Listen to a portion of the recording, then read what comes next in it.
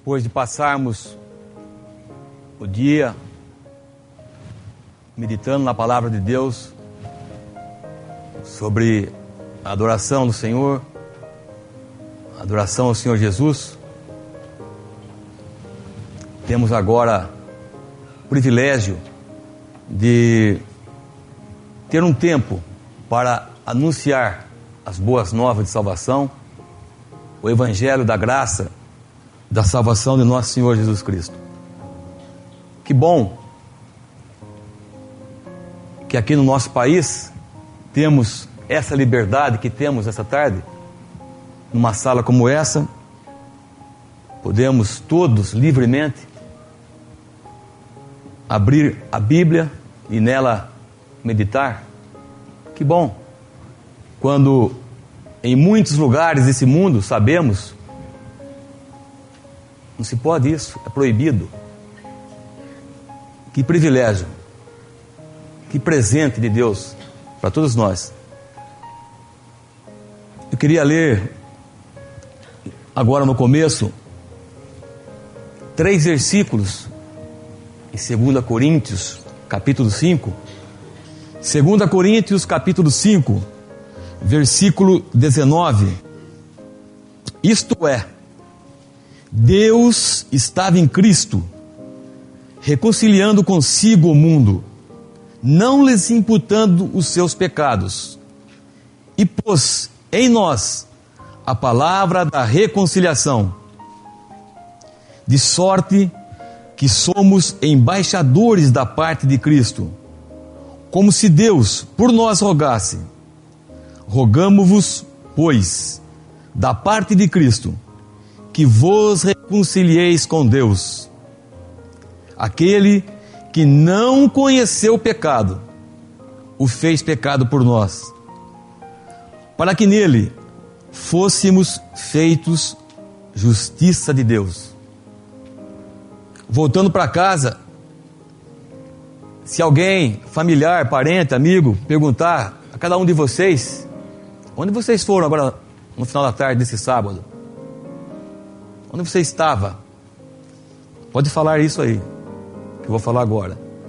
Eu estava lá no Carlton Plaza e fui lá ouvir uma mensagem de reconciliação. É isso aí. É isso que nós estamos fazendo aqui agora. Sentados para ouvir uma mensagem de reconciliação. Mensagem de reconciliação? Você foi ouvir? Sim. Mas reconciliação entre quem? Partindo de quem para quem? Pode dizer isso também que eu vou falar agora. Reconciliação partindo de Deus para nós, homens, mulheres, crianças, jovens, todos.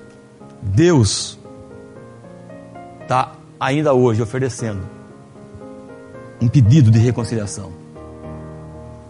Desde aquele dia, quando Adão e Eva, lá no paraíso, deram ouvido aos comentários maldosos, ruins de Satanás, o inimigo de Deus. Desde aquele dia, quando eles deixaram de confiar em Deus e, como consequência, dando ouvidos a Satanás e não mais ouvindo a Deus, pecaram. Desde aquele dia, o homem pecador, caído, é um fugitivo de diante de Deus. É um fugitivo. O homem foge de Deus. O homem não quer Deus.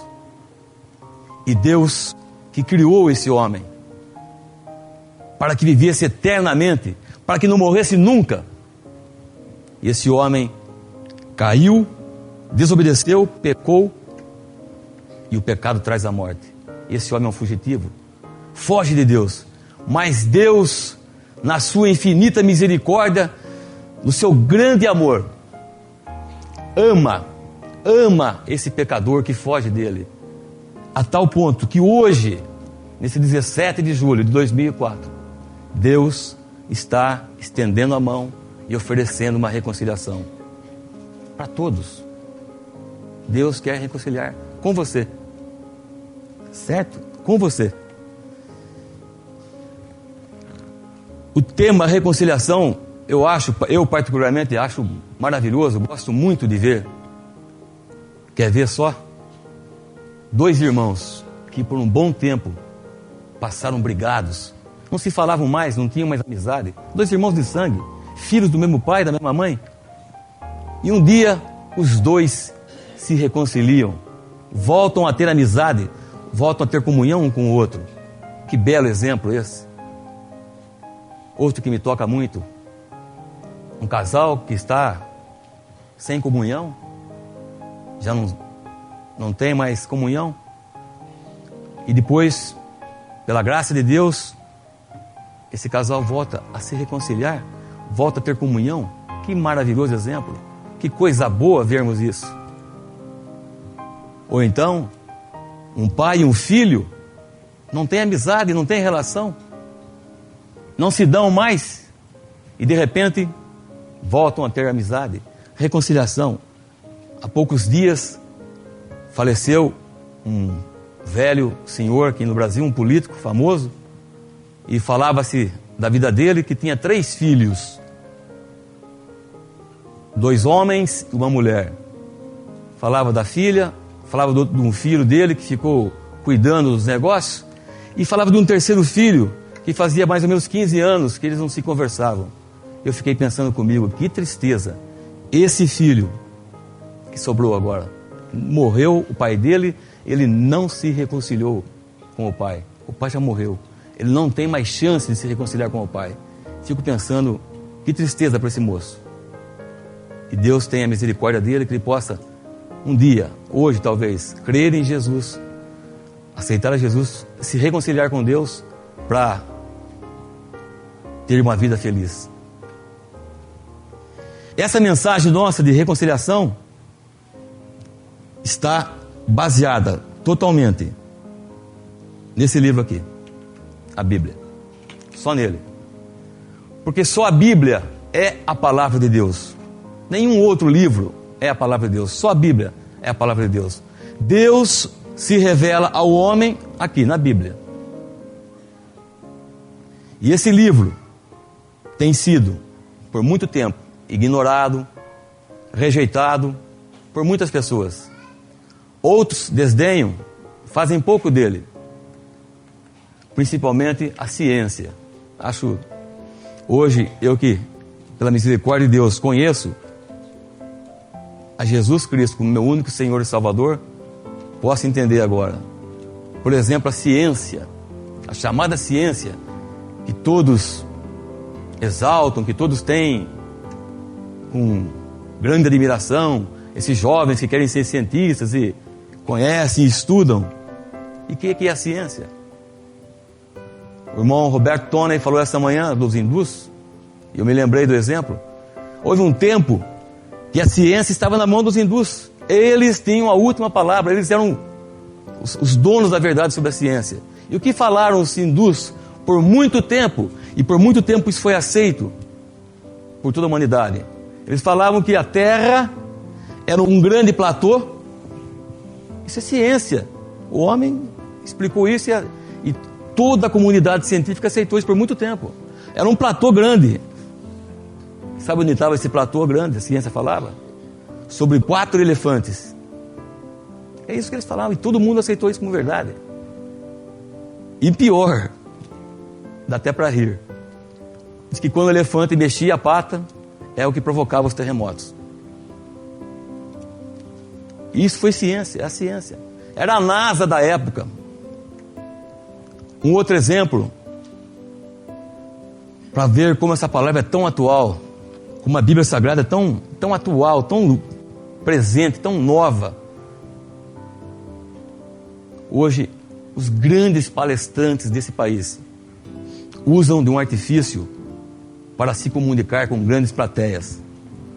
A linguagem figurada.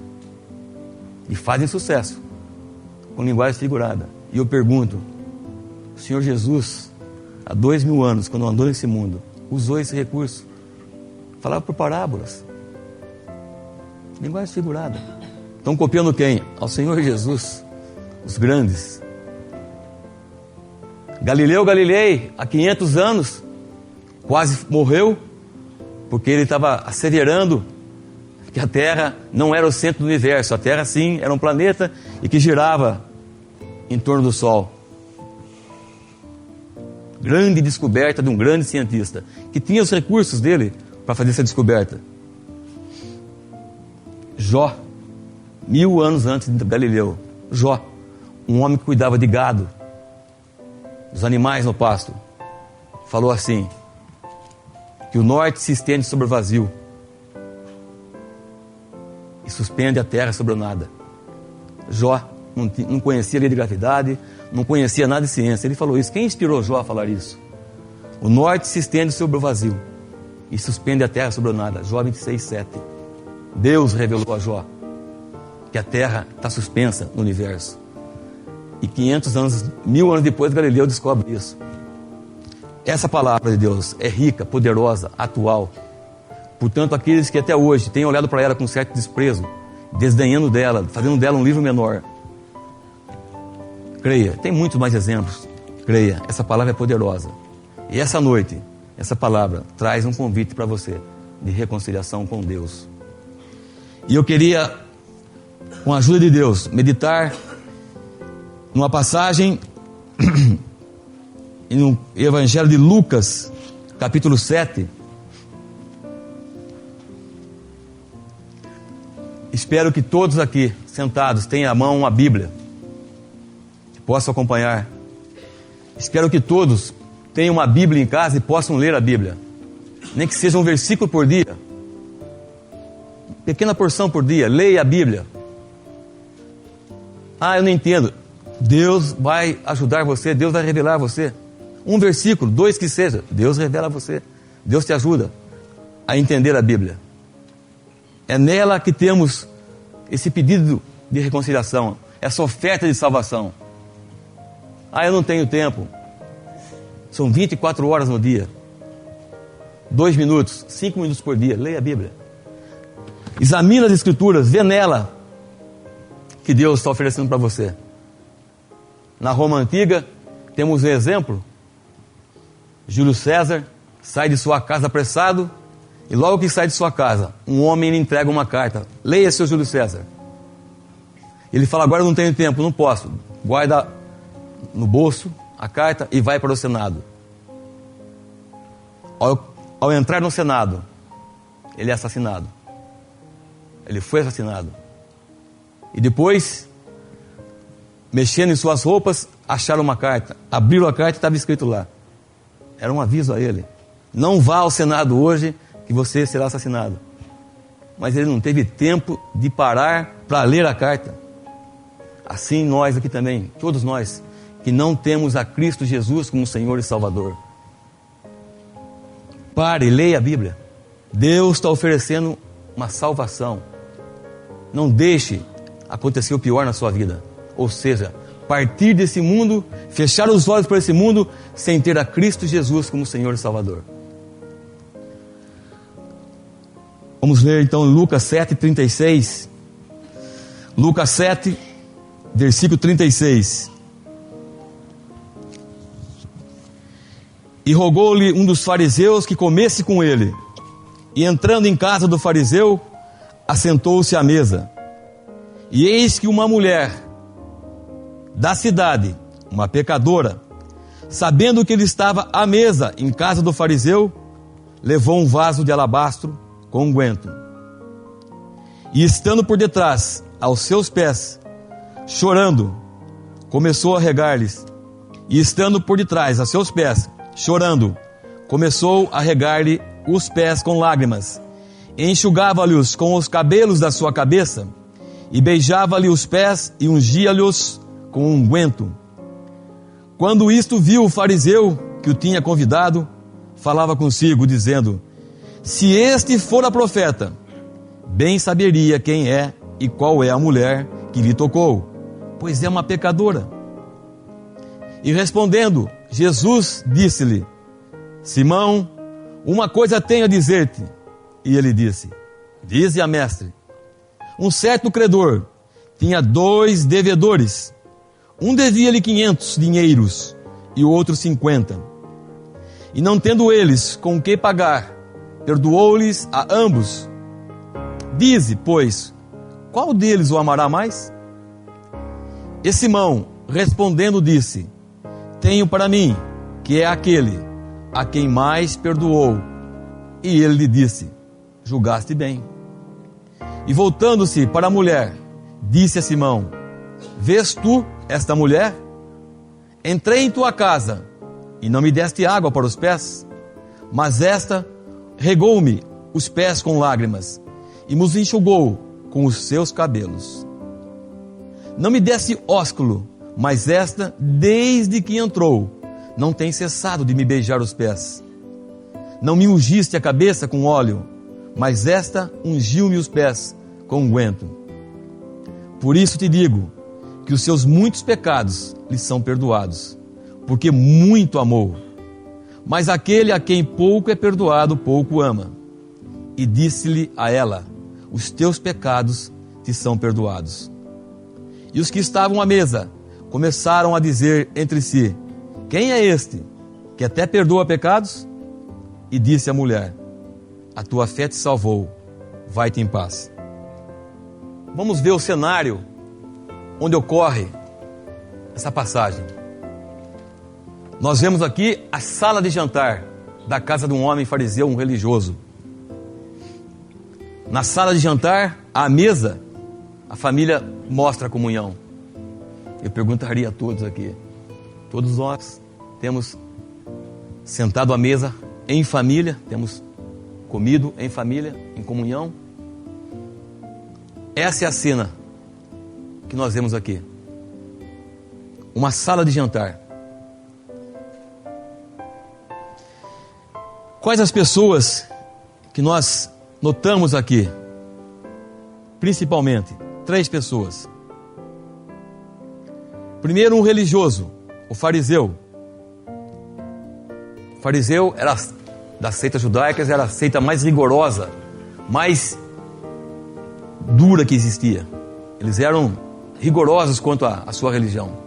Esse homem, um fariseu, está aqui na sua casa e convidou o Senhor Jesus a vir à casa dele. Vemos também uma mulher da cidade, e na nossa passagem mostra uma mulher da cidade e logo em seguida uma pecadora. Esse é o predicado que ela tem, uma pecadora. Nós sabemos, é uma prostituta. Essa mulher está na cena também. E vemos o Senhor Jesus também nessa cena, nessa sala. Deus feito homem.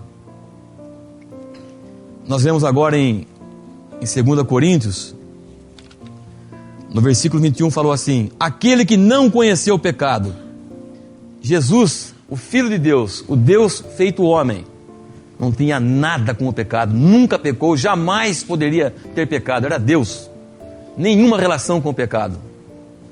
E ele está nessa cena, sentado à mesa com um fariseu religioso e com uma mulher da cidade, uma pecadora.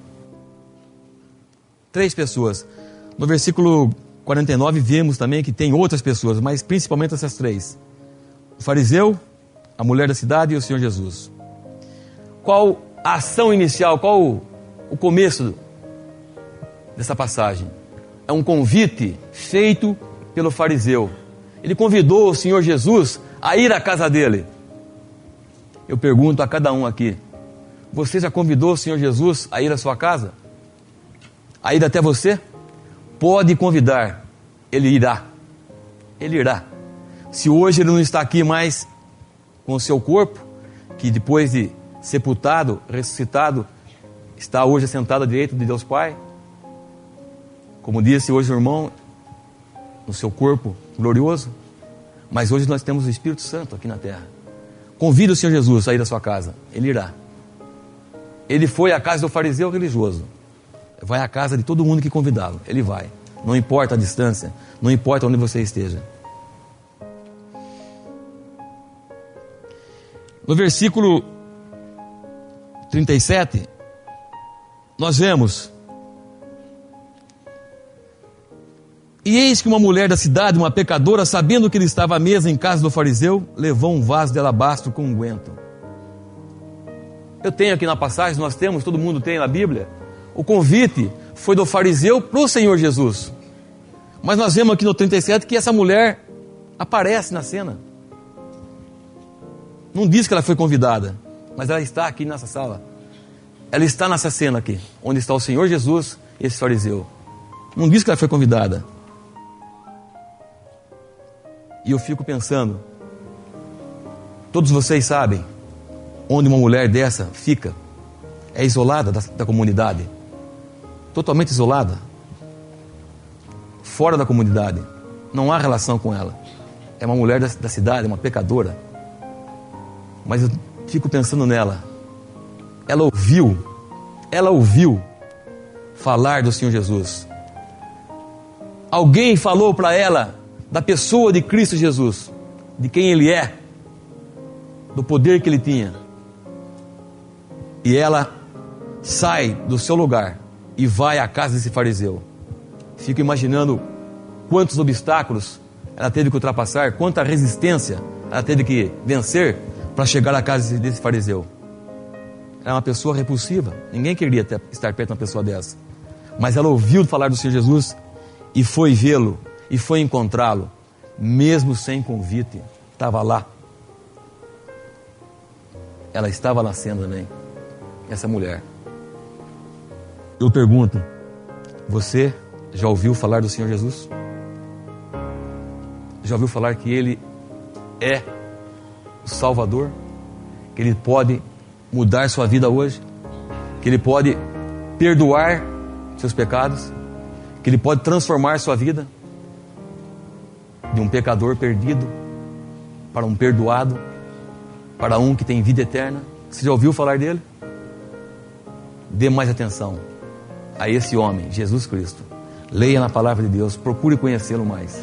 A Bíblia nos fala claramente, tão claro, tão simples, que qualquer criança que já leia, entende.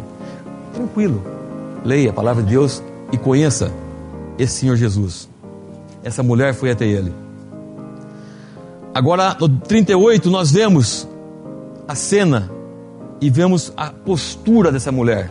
Como estava ela nessa cena, nessa casa, nessa sala de jantar. Nós vemos, primeiramente, ela está por detrás, ela está aos seus pés e está chorando. De trás, aos seus pés e chorando. Isso revela uma pessoa que está condoída, uma pessoa que está com arrependimento, que está envergonhada da sua vida. Ela está por detrás, não tem coragem de olhar o Senhor de frente. Ela fica por detrás, mas quer estar perto dele. Ela está aos seus pés, sinal, imagem clara de humilhação. Quem aqui gostaria de ficar aos pés de alguém? É uma humilhação muito grande. Ela está aos pés do Senhor Jesus. E ela está chorando. Um choro que revela um coração contristado, cheio de arrependimento agora. Ela está na presença dele. E ela sabe avaliar quem é esse homem. Alguma coisa aconteceu na vida dela. Ela está diante do Senhor Jesus, Jeová Salvador, aquele que pode perdoar pecados. E ela chora. E sua ação qual é? Começou a regar-lhe os pés, no 38, com lágrimas, enxugava-lhes com os cabelos da sua cabeça, e beijava-lhe os pés, e ungi-los com unguento. Regava com lágrima. Todo mundo aqui já chorou uma vez na vida, pelo menos? Você sabe quanta lágrima você perde quando chora? Aqui fala que essa mulher regava os pés do Senhor com lágrimas. Imagina quanto ela estava chorando. Que choro era esse de arrependimento sincero? E agora vemos que ela também enxugava os pés do Senhor. Não com uma toalha, como era no comum o judeu. Lavava-se os pés do judeu que chegava a casa e depois enxugava os pés. Mas ela enxugava os pés dele com os seus cabelos. O cabelo é o símbolo da mulher, beleza da mulher. O cabelo é um símbolo. E imagino, as mulheres aqui sabem, o cuidado que elas têm com o cabelo. Está aí a Inês que pode confirmar para a gente, a irmã Inês, a Soninha. O cuidado que as mulheres têm no cabelo.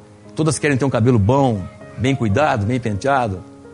E essa mulher enxugava-lhe os pés do Senhor Jesus com os seus cabelos, despojando-se daquilo. Se alguma vaidade ela tinha, ela estava se despojando. Os cabelos dela serviam agora para enxugar os pés do Senhor. E mais, beijava-lhe os pés. O comum era o ósculo santo, o beijo na face. Ela beijava os pés do Senhor Jesus. Dando um pulo agora até o versículo 48, o Senhor vai falar a ela. 48, e disse-lhe a ela: os teus pecados te são perdoados. Os teus pecados te são perdoados. A palavra de Deus nos fala que ela era pecadora. Não tem dúvida, é uma pecadora. E agora o Senhor fala para ela: os teus pecados te são perdoados. Que segurança, que certeza Deus passa para o pecador que chega a Cristo Jesus. Primeiro, se reconhece pecador. E segundo, aceita a Cristo Jesus como Senhor e Salvador. Que segurança Deus passa. Os teus pecados te são perdoados. Eu conheço muitos irmãos, muitos cristãos que são de Cristo Jesus e não têm esse gozo, não têm essa alegria, não desfrutam dessa verdade de que os pecados deles foram perdoados. Doutrina errada, porque não consultam a palavra de Deus, não examinam as Escrituras. E o Senhor fala para ela: os teus pecados te são perdoados. Fico imaginando essa mulher que só viveu uma vida horrível, uma vida cheia de pecado, só coisa ruim na vida dela, nada bom ela podia ter na vida dela. E de repente, Deus, feito homem, Jesus Cristo, fala para ela: os teus pecados são perdoados. Dá para duvidar? Seria loucura. O próprio Deus falando. Deus não mente. Os teus pecados são perdoados. Alguém aqui entrou essa noite nessa sala e não tem a salvação? Não tem Cristo como Senhor e Salvador? Aceite-o agora como Senhor e Salvador. Ele vai falar no seu coração, através do Espírito Santo: os teus pecados são perdoados. Que coisa boa.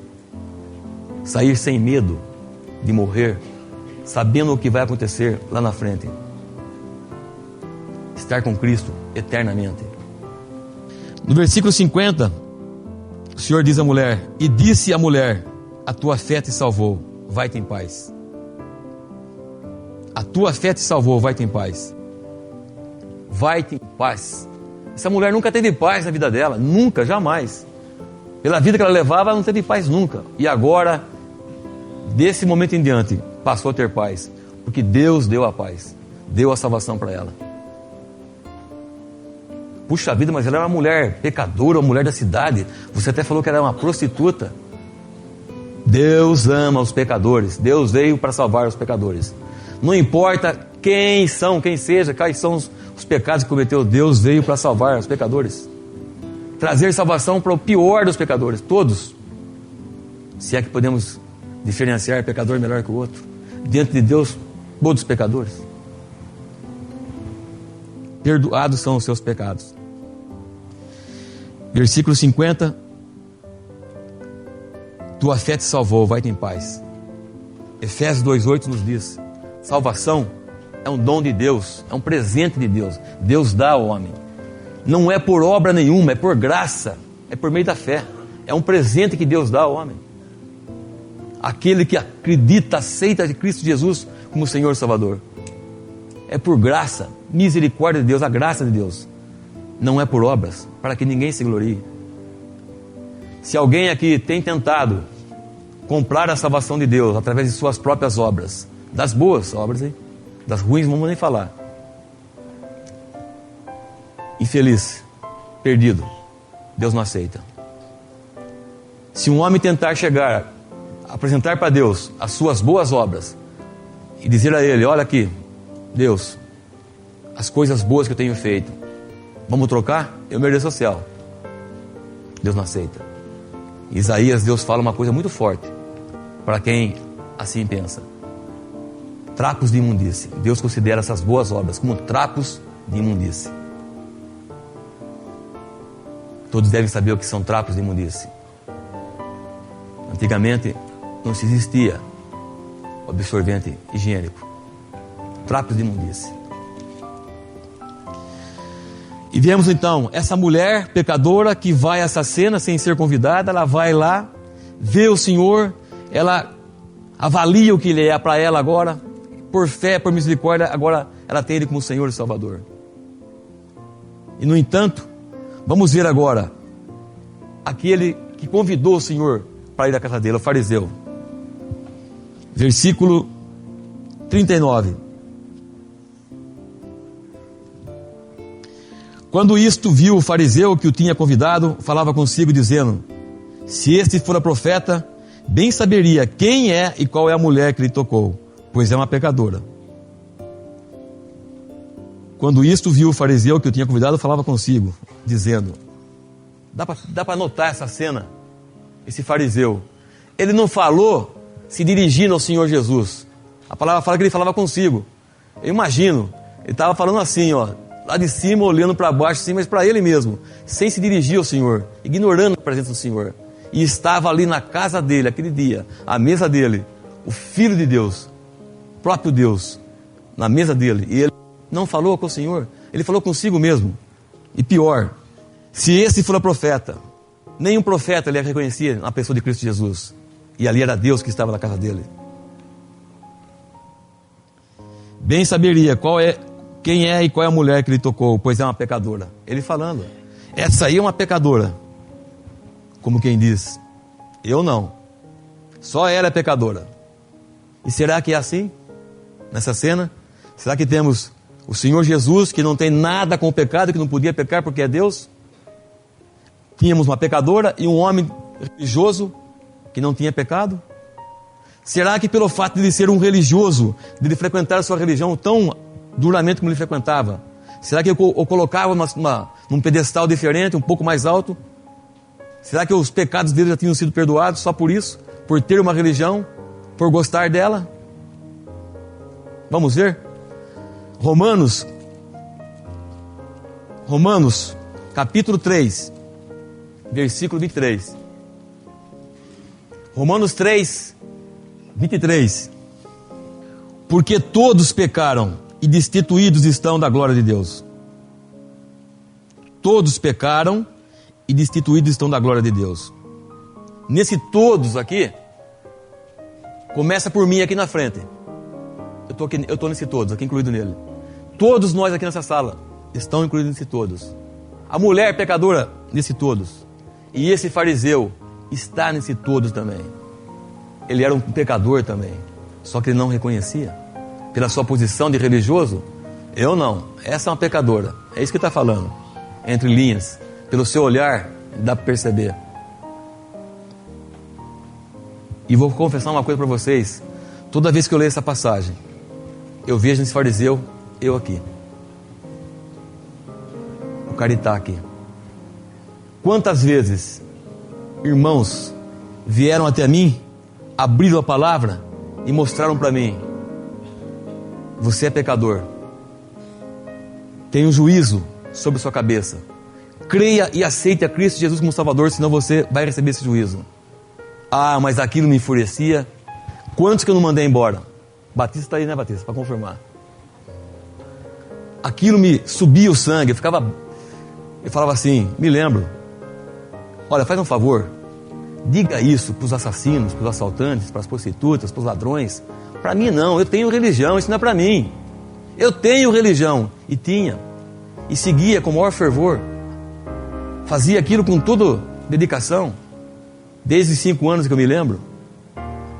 E quando o irmão voltava, o teu irmão me mostrava na palavra de Deus: você é pecador, mas há um perdão para você em Cristo Jesus. Deus hoje ainda quer perdoar você. Por favor, leve para quem precisa. Eu não preciso. Era assim que eu falava. Eu vejo nesse fariseu, igualzinho eu, mesma coisa. Não é comigo, ela é, eu não. Não é assim? Mas graças a Deus, pela misericórdia de Deus, um dia o Senhor me derrubou e falou para mim. E eu pude crer pela misericórdia de Deus, pela graça de Deus. O mundo religioso até hoje duvida desse poder de Deus. Versículo 49. E os que estavam à mesa começaram a dizer entre si: Quem é esse que até perdoa pecados? Conheço muitos, mas muitas pessoas que têm religião e não creem que Deus pode perdoar pecados. Que tristeza. Que tristeza. Deus pode perdoar hoje ainda ao mais terrível pecador. Não importa quem seja, o que esteja fazendo, Deus, em sua infinita misericórdia, na sua graça, hoje pode perdoar pecador. Romanos 8, versículo 1. Portanto, agora, nenhuma condenação há para os que estão em Cristo Jesus. Portanto, agora, nenhuma condenação há para os que estão em Cristo Jesus, que não andam segundo a carne, mas segundo o Espírito. Deus não é Deus de dúvida, é de certeza, de segurança total.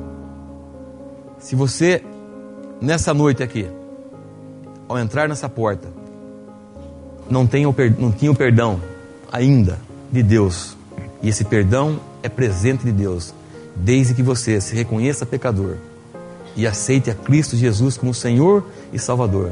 Desde que você olhe lá para aquela cruz no Calvário, há 2000 anos, lá naquela cruz, quando o Senhor Jesus lá se entregou voluntariamente, Ele se entregou, quando Ele quis, Ele se entregou. Não foram os soldados que o prenderam quando eles quiseram, não, foi quando o Senhor quis, Ele se entregou, se deixou levar naquela cruz. Por quê? Para pagar a dívida que cada um aqui tem. Então, não importa o quanto nós pecamos, o que nós fizemos nessa vida, Deus já providenciou o perdão para você, em Cristo Jesus. Basta que você olhe para aquela cruz no Calvário, há 2000 anos, e veja lá o Senhor Jesus crucificado por você, morrendo no seu lugar, pagando a dívida que você tem para com Deus. Ele já fez a obra, está perfeita, completa, e foi aceita por Deus, sobremaneira, foi aceita por Deus. A justiça de um Deus 3 vezes santo, todas as demandas de justiça de um Deus 3 vezes santo foram aceitas na obra de Cristo Jesus, feito uma única vez. Uma vez só o Senhor fez a obra, nunca mais a fará. Está feito uma vez só. Jesus morreu uma única vez para salvar pecadores, começando por mim aqui na frente. Se você entrou nessa sala essa noite sem o perdão, sem paz, hoje Deus quer reconciliar com você. Simples. O duro, o difícil Ele fez, pagar na cruz, sofrer um juízo de um Deus 3 vezes santo, a ponto do próprio Deus tê-lo abandonado naquela cruz, quando Ele se fez pecado por nós. Você entrou sem paz, entrou sem salvação, aceite a Cristo Jesus agora como Senhor e Salvador e será salvo. A obra de Cristo na cruz é suficiente, capaz de perdoar os seus pecados. O sangue do Senhor, sangue precioso derramado naquele Calvário, aquele dia, te purifica de todo pecado. Tranquilo, pode confiar. O Senhor fala na sua Bíblia, na sua palavra: nenhuma condenação há agora para os que estão em Cristo Jesus. Imagina um prisioneiro que ficou 30 anos na cadeia, na sua cela, cumprindo sua pena, 30 anos. E um dia de manhã, o carcereiro chega, abre a cela e diz a ele: fulano, sai, você está livre. A partir de hoje você é um homem livre. Ele fala: mas como? Eu sou um prisioneiro. Era, não é mais. Nenhuma condenação há para você mais aqui. Pensou que alegria? Esse homem, 30 anos preso numa cela pequena, hoje ele pode ir afora, viver livremente. Que alegria esse homem. E a alegria maior é hoje aqui. Você que não tem a Cristo Jesus como Senhor e Salvador, aceite-o agora. Creia nessa obra que Ele fez na cruz. E hoje estará livre para sempre, perdoado de todos os seus pecados. Não é para colocar medo, mas a palavra de Deus nos fala claramente que aquele que recusar esse convite de reconciliação, esse convite de perdão, continua tendo um juízo sobre a cabeça. Primeiramente, a morte, seguida do inferno e depois o lago de fogo. Mas Deus não quer que ninguém vá para lá. Deus não quer mandar ninguém para lá. Mas se o homem recusar Cristo Jesus como Senhor e Salvador, esse juízo será cumprido. Porque Cristo não morreu em vão. Morreu para salvar pecadores. E se você, pecador, recusa esse perdão, então o juízo será aplicado a você. Deus não quer que você vá para um lugar horrível, inferno e depois lago de fogo. Deus quer reconciliar com você, hoje, agora. Perdão, reconciliação, é isso que Deus oferece para você. Podemos cantar um hino? O irmão pode sugerir?